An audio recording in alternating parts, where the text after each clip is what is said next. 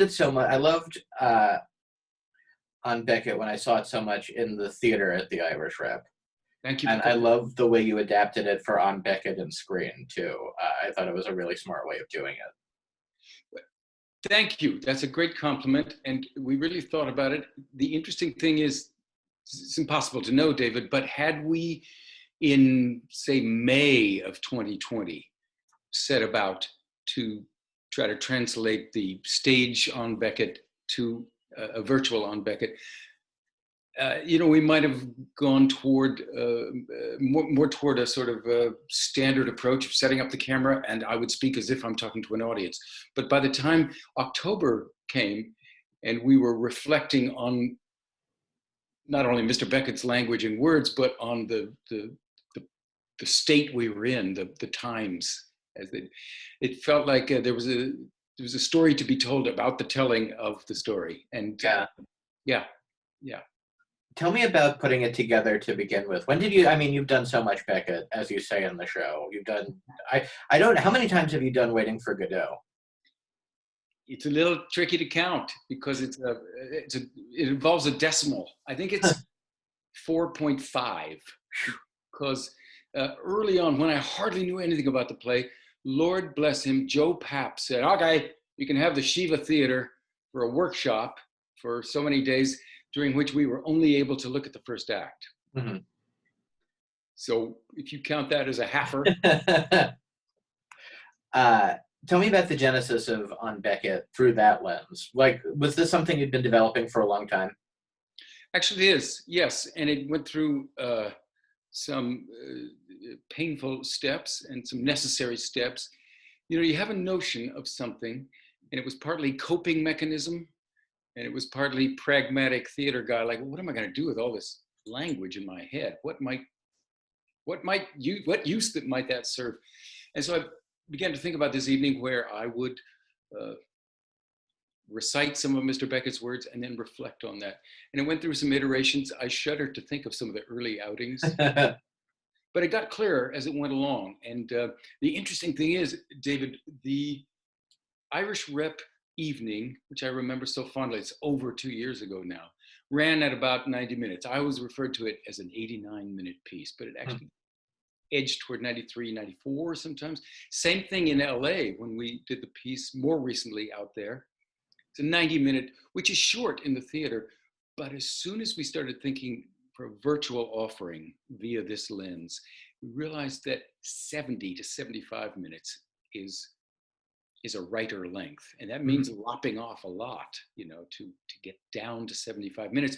But when we're out on stages again, which, may it happen soon. May it happen soon and in my lifetime. Yeah, right.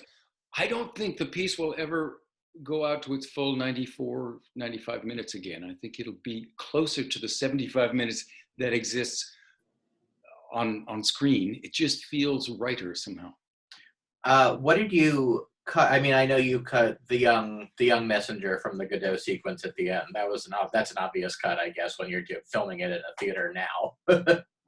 Yeah.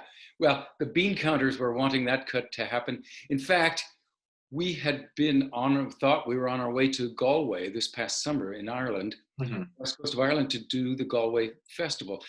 And after lots of artistic angst, we realized, it makes a lot more sense not to try to involve the young man. I loved it on stage. It may or may not ever appear on the stage because after an hour's worth of hearing from an old guy, exactly as Beckett had in mind, the appearance of somebody not only under 20, but under 15 could be stunning. So that was the rationale for including various colleagues that I've gotten to work with. But it may be that now it's truly a one-man piece just for viability. What was it like to? One of the most beautiful things about the piece is that it's filmed in the theater as opposed to something like this. No offense to anything like this, but it's just so much more potent, I think, seeing you on the stage with the empty seats around you every now and then. It was certainly potent to be there. When the pandemic, excuse me, you'll edit this, I know. when the pandemic began, none of us knew what to do. So we were all imploring each other, get your phone, talking to your phone. Right here in front of this cabinet, we did some of the earliest talking about the theaters closing and so forth.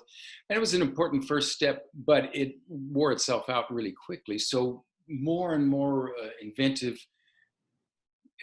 virtual theater offerings. I was so moved when Michael Urie did his buyer and seller piece.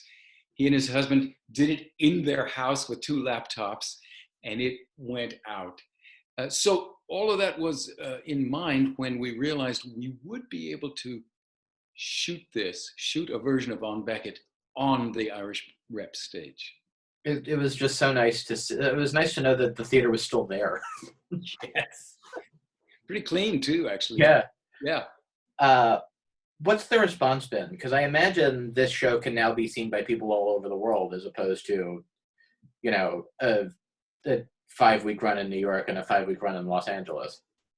These are the cruel numbers that an actor is confronted with always. And it had been a long time, but when I was a young actor, people would say, yeah, I really love what you do on stage, but if we get you middle of the night, some C-SPAN kind of thing, more people will see it.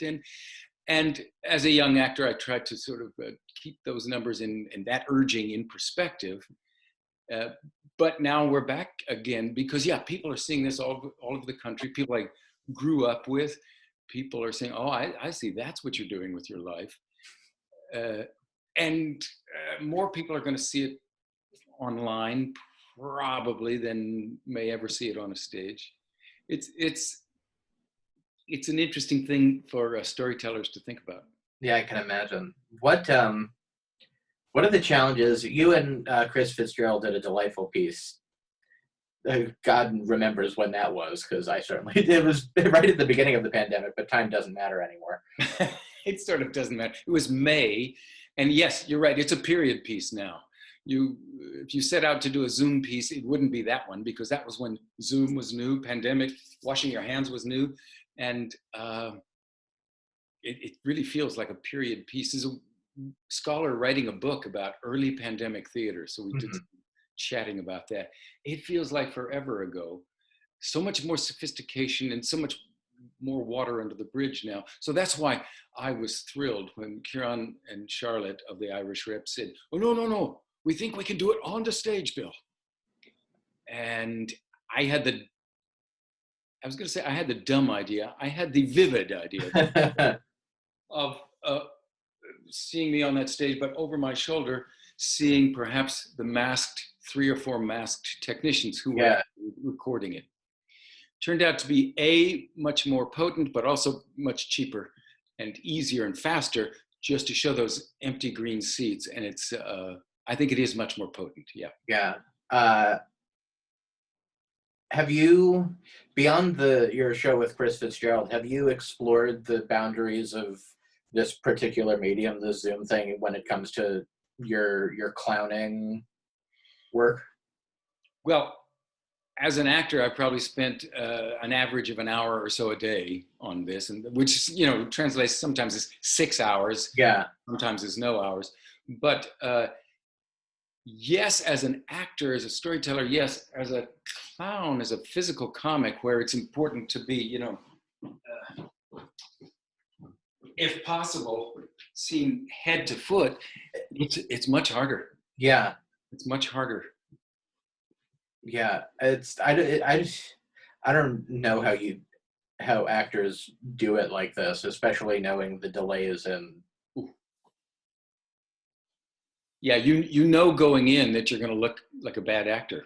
Yeah, because it's hard. Every once in a while it happens, actually, and I know actors. I think it doesn't talked about much, but actors find a sort of a mechanism of forcing it in a way that on stage would feel grotesque, but the forcing of it on Zoom will almost sometimes give you the feeling of real back and forth. But it's artificial. It's like you say something, go ahead, say anything, and right. And I'll say the yeah, and there it is. There it is. I will say I finally watched so many years delayed, the film version of Old Hats, which was something that so delighted me in person Thank that you. many years ago. And it's a great, I mean, it's a great actual film version of it. It's not like a thing put together, but it just captures the magic of that show so well. Oh, I'm glad to hear you say that. Yeah, we are very grateful to Broadway HD because they also didn't say, look, you guys do your matinee like you would normally, and we'll put 3 cameras out there and you'll never know we're here. That's my favorite. Yeah. My favorite claim. But they really worked to try to capture the live experience. And isn't it poignant now to see any video of any live show? It's hard to watch almost, because at turns it's emotional. At turns you want to scream, "Why aren't they wearing masks?" Exactly. But in the other way, it's nice to know that it's there. Yeah. And then we'll be returning to it someday.